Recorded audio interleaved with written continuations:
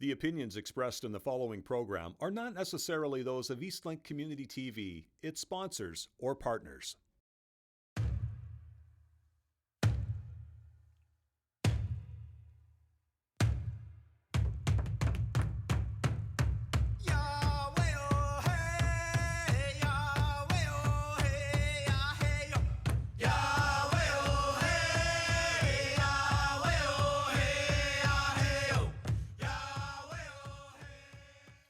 Gwe, Jalasi, and Deloisi Julie. Hello, everyone, and welcome. My name is Julie Pellissier Lush. I'm the current Poet Laureate for Prince Edward Island, and I'd love to welcome you to the Voices of Epekwitk on Eastlink Community TV. Eastlink Community TV is devoted to celebrating the rich history of the First Nations people on Epekwitk. In the coming weeks and months on this program, we will be celebrating our culture and speaking to people making a difference in our communities. Now, I will let my co-host introduce himself. Gwe, Upjalasi, Nindaluisi Gipu Makiunu. Hello, everybody. My traditional name is Eagle Dancer, and my non-traditional name is Richard Lush. Welcome. We're very thankful to have these two amazing and beautiful guests today. And it's really a big, heartfelt welcome to them because they do such amazing work in their communities, but they also do some really interesting work on this project and activity that we're going to talk about here now. And I'll let my mom introduce that a little bit more.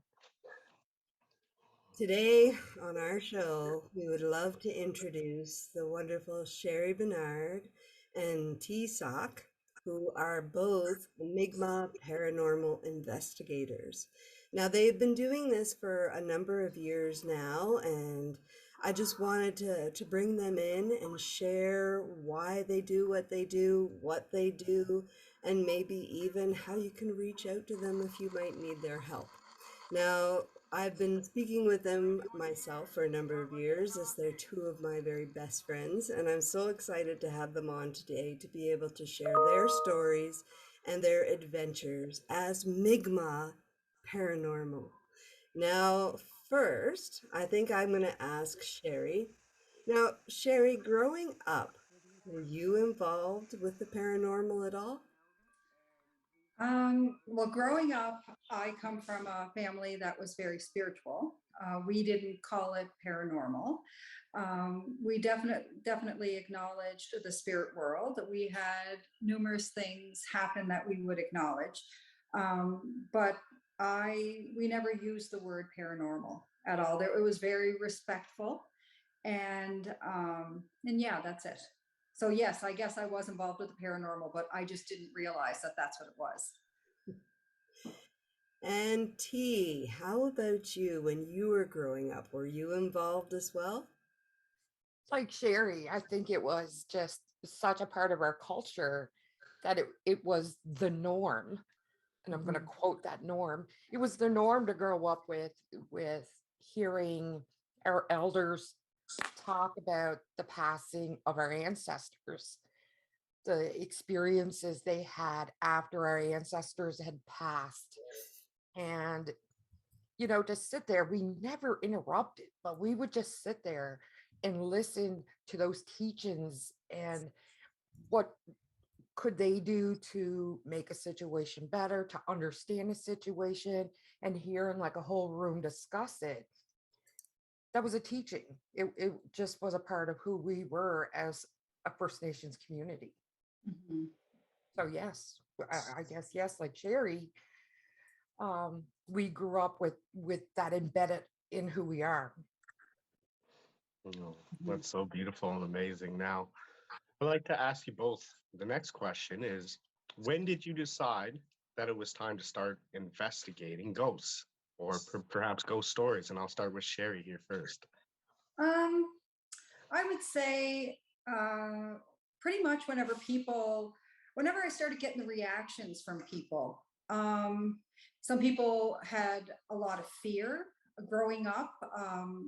I was never taught to fear. spirits. They were very much a part of our lives and were respected.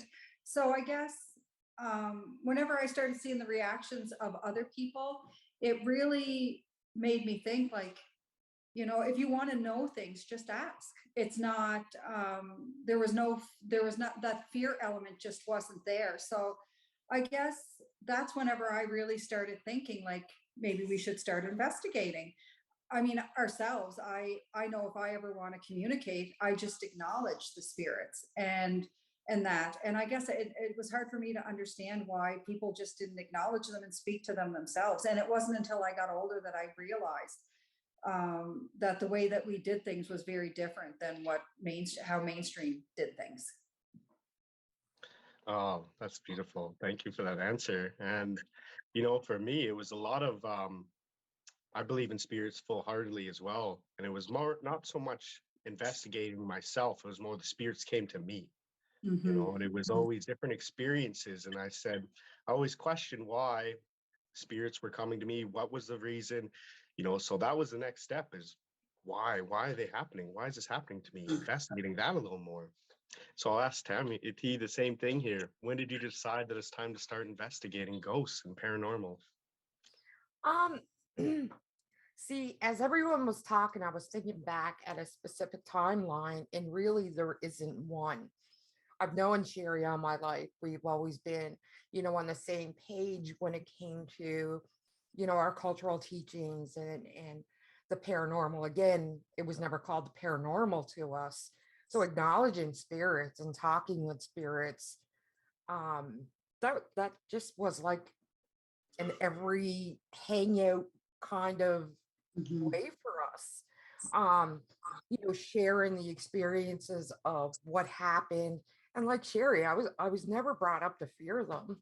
I wasn't scared. So I was more fascinated and, oh my gosh, could that happen again? And it was that kind of lifestyle. So I don't have a specific timeline because we just grew up with it being a part of us.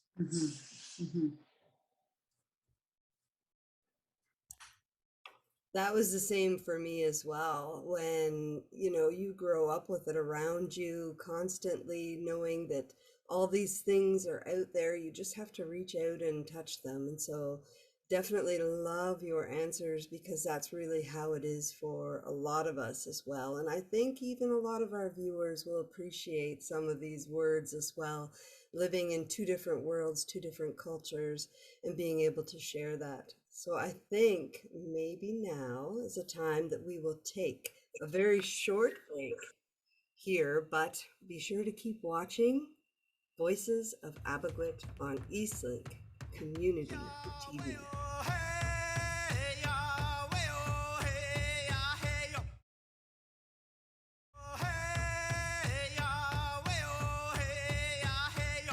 Welcome back to Voices of Epekwitk on Eastlink Community TV. I'm Julie Pellissier Lush and my wonderful co-host Richard Lush. And we still have here Sheri Bernard and T-Sock, who are kmaq paranormal investigators. And now up for the question will be T. And I'm going to ask her, was there anyone along the way that helped you to build the dream of becoming a master ghost hunter? There was actually, she's a well-known elder on Prince Edward Island. She was. Her name was Catherine Archer. She was a Knockwood from Lennox Island who moved to Epekwitk First Nation, and she was my go-to person. She was an amazing teacher, elder. I was never afraid to ask questions about the paranormal to her. And she always inspired me to reach out and grab for the things that I thought I couldn't, being, one of the three founders of Mi'kmaq Paranormal. It seemed unattainable to me. And being able to, grasp that dream, get the equipment, and do what I absolutely love to do, I always had her patting my back saying, great job. You know, she inspired every moment of being a part of Mi'kmaq Paranormal. She very much was a part of even like investigations in our early days of being Mi'kmaq Paranormal. She would always tell us locations and the background to those locations. So she was a fascinating woman. She truly was. I remember hearing stories of her coming to the youth groups that you used to work with and spending time with the youth and sharing her knowledge so that they would be able to grow in their culture and their knowledge. And I know they appreciated the time that she spent with them as well. She was fascinating in that aspect. She was a woman who wasn't afraid to ask the hard questions and listen to the answers that the youth had. Whereas youth don't, well, these days, youth feel like they're not being heard. She happened to be an elder that made sure they knew they were heard, whether it be paranormal issues or issues that youth face today. We take a lot of youth on our investigations, and we have a lot of fun with them. And we try and involve activities at least a couple of times a year anyway, if not more, that involve youth. And yeah, it's something I loved doing. I never regret inviting her there. I mean, again, it was teachings that are passed down from generation to generation through oral history. So, Oh, so beautiful. Now, now we're on the topic of investigations. What when you get a request for an investigation, what do you use to choose an investigation? Like, what has to stand out for you to kind of get the Mi'kmaq Paranormal team together and say, we really want to go to this location? What do you kind of, what motivates you to kind of have the places that you want to go and investigate? And I'll start with Sheri here. I would say probably just people reaching out and wanting help. I think ultimately that's definitely. I believe that we create a very safe space for people to be able to speak quite openly about spirits and hauntings and use that type of language and not being ridiculed. I would say that would be probably a big part of it myself. Yeah. Yeah. Oh, thank you. And we'll direct that to T as well. I feel basically the same way as Sheri. I think, the toughest step that you can make in a paranormal situation is that first step of getting help without feeling like you're ridiculed. So when people reach out and say, I keep hearing noises in my home, I feel like someone's watching me, or I feel like there's something around me, whether it be paranormal or not, let's go to that location and let's help them feel safe in their own environment. Let's give them the power of controlling that environment, whether it be through smudging the location or praying with them and just being present with them. So again, that just kind of gives them the power back. Yes, I'm sure you must be getting lots of different requests with, especially through COVID. How did you both take in those requests and decide how you could help people the most, especially during COVID when we had this isolation thing happening? What would you be suggesting to people that reached out for help?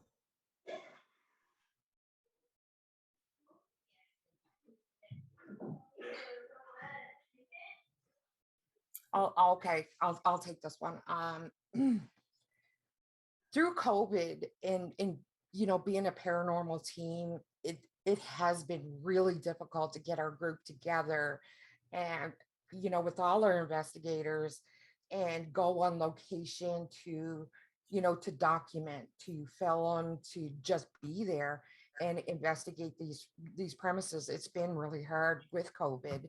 We've had to, you know, cancel some events, attend other events that are very low in numbers, and you know, but we know our fans that watch us through Facebook Live or whatever we can do, you know, we know they understand that there's limitations when it comes to COVID. There are restrictions and we have to respect that. No, that is so true. I can't even imagine how hard it would be when somebody might be encountering something that makes them uncomfortable and not being able to have anybody to actually come to their door and help them out. Or, yeah, I'm sure that there's a lot of advice that has to be passed down. I know that I remember hearing about sage and using the natural power and medicine of sage to get rid of some negative energy that might be brewing in the house, if not beyond something paranormal, but even just with COVID and everything that's going on. So I think right now we will take a break. So, but be sure to keep watching Voices of Epekwitk on Eastlink Community TV. We'll be right back.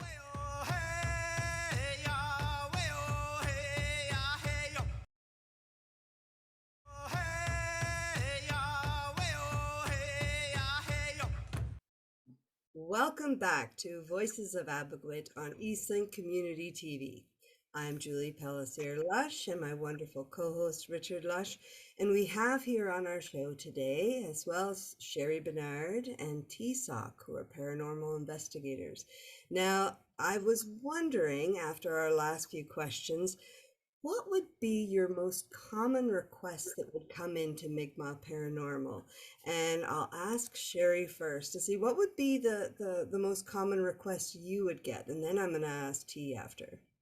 Okay, so probably the most common request that kind of comes to mind for me would be people wanting to know who's in their house. Okay, so sometimes people, I mean, either they want to get rid of whatever's in their house, and sometimes they just want to know who it is, not necessarily get rid of it, but just want to know kind of a backstory about what who the person is, why they're there, and just kind of get the background on that, I would say. Yeah. I think for me, that with that same question, I think the most asked question is what was your scariest location? And I don't think locations are scary. I don't think they're intimidating at all. It's what you're feeling when you're on location there. So are there places where I feel uncomfortable or scared? Oh yeah, I've had those experiences. There's been experiences where I wanted to run, but you know, again, with the teachings, you don't run from much fear. You stand there and you investigate like you should. So I mean, we do have our moments too. And you know, I'm just not afraid to say it. You know? But yeah, we get scared, and that's often asked. And our scariest location, that's often asked. And it leads to interesting conversations. Uh, Now, I've been a part of one of these beautiful adventures before, and it's been thrilling, nerve-wracking, scary, all the different emotions in in one kind of big package. It's been, really eye-opening because, with myself, I've been a part of some spirits visiting me over the years, and just to go to another location that spirits are visiting somebody else, maybe it could be a positive way or a negative way. So it's really cool and really amazing to be a part of something like that. And it's such like, in my opinion, it's really good work, really amazing work, especially getting the youth involved and making them understand because, spirits are all over the place. They're all over our world. So it's really good to get them an understanding of why this is happening to me at a young age too, and in a safe space. Now, with that all being said, what do you guys feel? What do you guys think that the future a paranormal investigation will be for the Mi'kmaq Paranormal. And I'll open the floor to both yous. I would love to see Mi'kmaq Paranormal investigate on reserve in Atlantic Canada, any reserve in Atlantic Canada. I think there's a lot of history on reserve. There is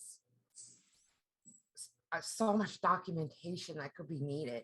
Talking to elders in different reserves, that would be the most fascinating thing.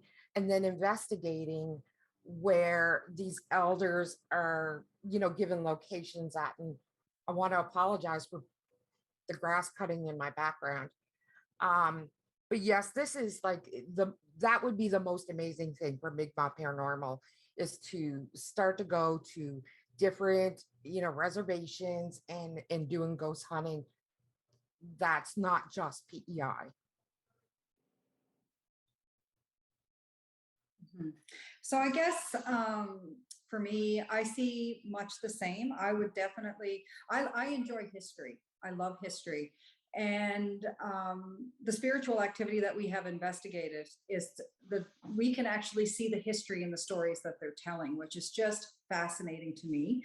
So, I mean, much the same as T, I would like to see us going to different First Nations, but I would also love to go to different places that hold that rich history as well.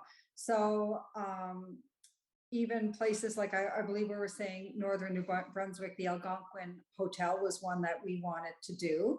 There was different places actually down in the States that we've talked about that I definitely would be interested whenever COVID isn't running so rampant as it is right now. But I think myself being part of that or experiencing part of that history is very powerful in itself, I think. And a lot of what we've done, I think up to this point, I think the future holds us having that ability to be able to do the same.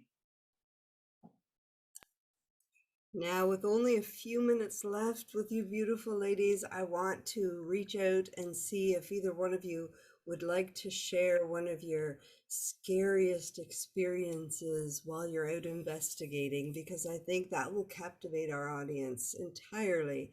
So I will leave it to both of you to see who would like to share a story, and I'd love to hear it.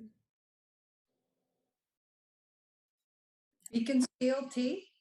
I knew that was going to come up. Absolutely, Beaconsfield. There's a historical house. It's right beside Victoria Park. It's called Beaconsfield. It's wow. That was my most amazing experience as an investigator. We actually captured a ghost on camera. I actually didn't see it at first. We were Facebook Live and we were going live with this video. We were there doing something completely different. It had absolutely nothing to do with paranormal investigation. And I was looking for something and my video was up and one of the viewers said, "Look in the window on the right." So I did. Yeah. And there it was. The door. Yes. There was an apparition right at the door. And just to make sure that it wasn't, smudge or anything like that, I walked in so many different directions and walked up close, walked back, went back to where I was standing. And, I was so wow about it that when I went home, I looked up the history of Beaconsfield and come to realize that the woman who had previously lived in this historical home, I think it was in the early 1900s, she was the person looking out as the apparition. She looked the same. She had her hair the same type of dress. And again, if you look on Mi'kmaq Paranormal, you'll actually find the images that I'm talking about, to where this woman's looking out the door and probably wondering what the heck we're doing there. But yes, that was my scariest moment of doing this.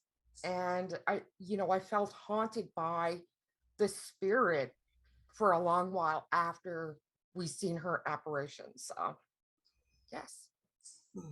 Thank you so much, ladies. This has been amazing sitting here and chatting with you and getting your knowledge and hearing your stories. And I'm hoping that if people need to connect, they can connect with you. Maybe we'll try to put up a link where people can reach out to you if they want to. But thank you both so very much for being a part of our show here today.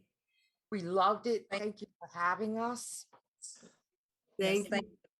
Yay! Thank you so much, ladies. Now, thank you for being a part of our show, Voices of Epekwitk on Eastlink Community TV. Be sure to tune in again for the next episode of our Community Changemakers. We do not say goodbye, and I'll leave this maybe to Richard to finish up. We do not say goodbye because we believe goodbye is too permanent. We believe that someday, and the conversation we had, may perhaps spiritually or physically, we will see each other again. So we say in the Maltese. So the Maltese to each and every one of you until we meet again. The Maltese. The Maltese.